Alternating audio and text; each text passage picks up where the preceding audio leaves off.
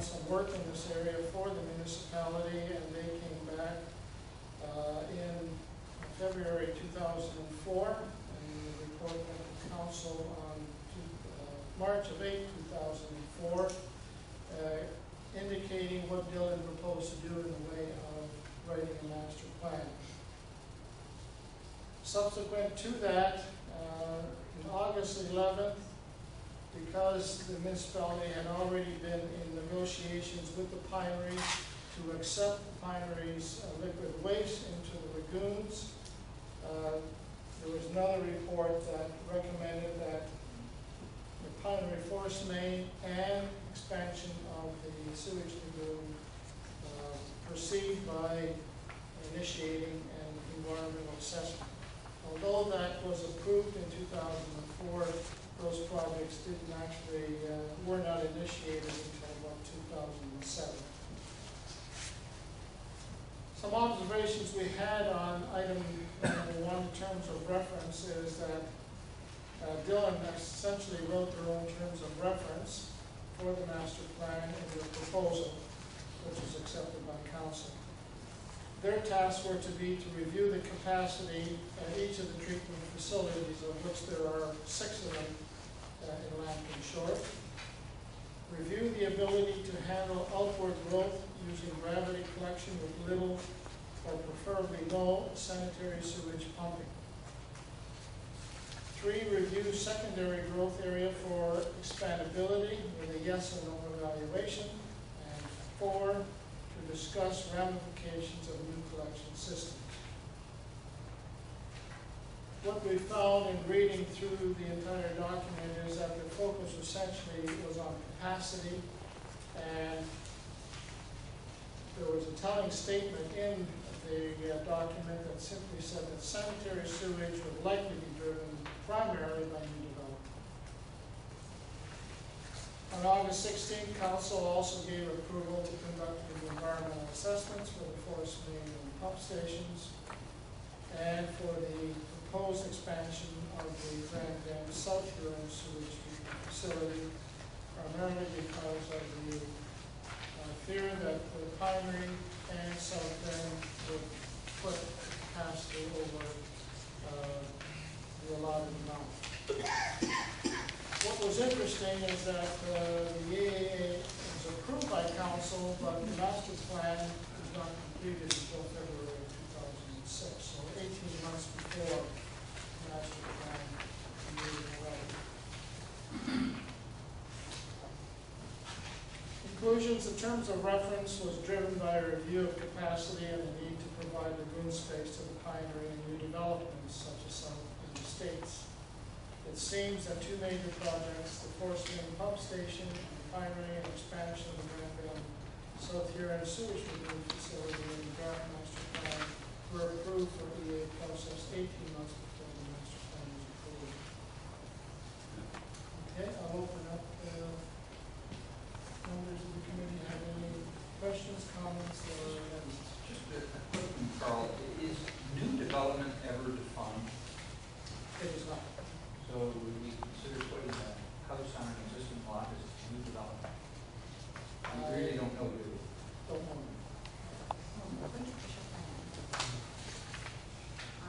If I could just speak to that, there's actually a definition of new development in the draft official plan, and it's defined as the creation of a new lot, a change in land use, or the construction of buildings and structures requiring approval under the Planning Act, such as official plan and/or zoning bylaw amendment, plan of subdivision condominium approval, site plan approval, and minor variance. I'm going to see if it's in Bill 1. So I can see that.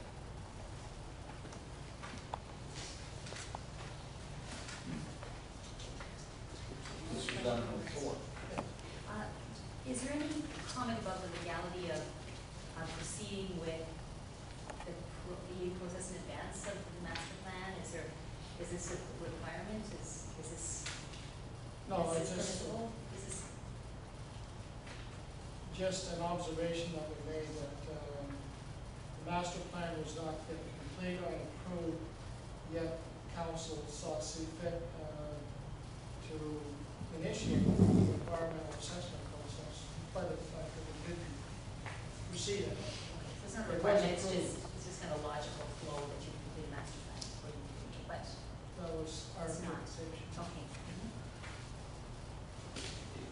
I can't find it in the official plan, so the point I'm trying to make is that, draft plan is obviously a concept for the development, but this was drawn up in 2004.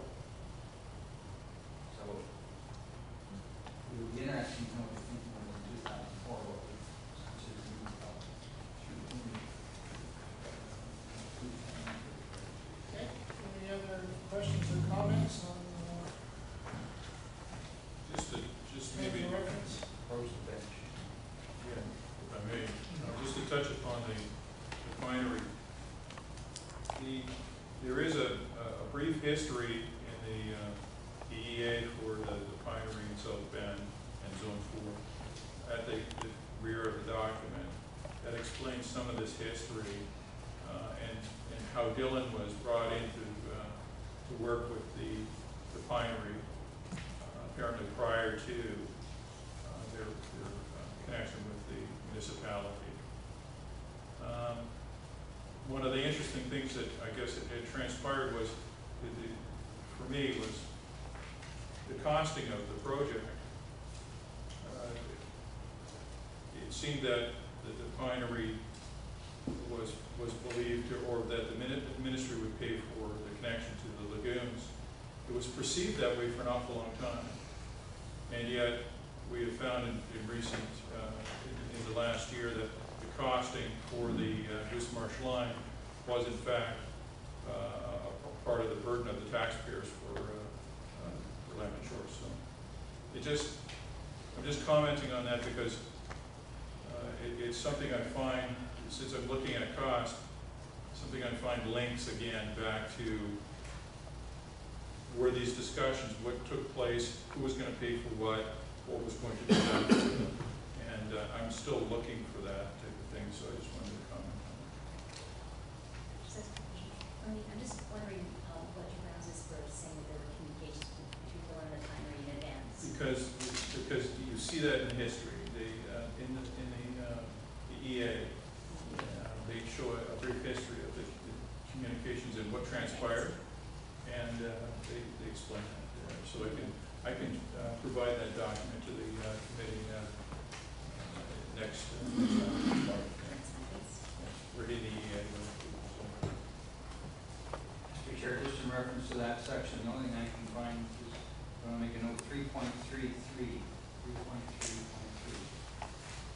Following guidelines should be applicable to proposals for all new development and redevelopment, including minor alteration additions. No strip residential development shall not be permitted. Cluster development, while public open space and recreational uses along the waterfront, streams, or existing tree areas should be a design objective, and where multiple family units or residential subdivisions are proposed, the site plan or subdivision will provide for public open space with development for public access to the use of each stream. There's nothing there. So this was a phenomenon after that. Okay. Any other comments, questions, or amendments to terms of reference? If not, we'll go to item 2. This deals with the master plan and the need for sewers in zone 3 and 4. We consulted the storyboards or the first and second public information centers. First one was presented on the master plan on August 9th of 2005. In phase 1, which is defined as being the venue for problem opportunity identification, the master plan's justification for sewage collection in zone 3 as a priority, and he lists 4 reasons why. He stated that there are too many septics in the area with unacceptable nutrient impacts on surface and groundwater. Most lots were less than an acre, and therefore too small to accommodate a proper system. Septic failure rates will be high due to the age of the systems, and the Saddle Bayfield Conservation Authority found that the oldest Saddle Channel was being polluted by both nitrate and phosphorus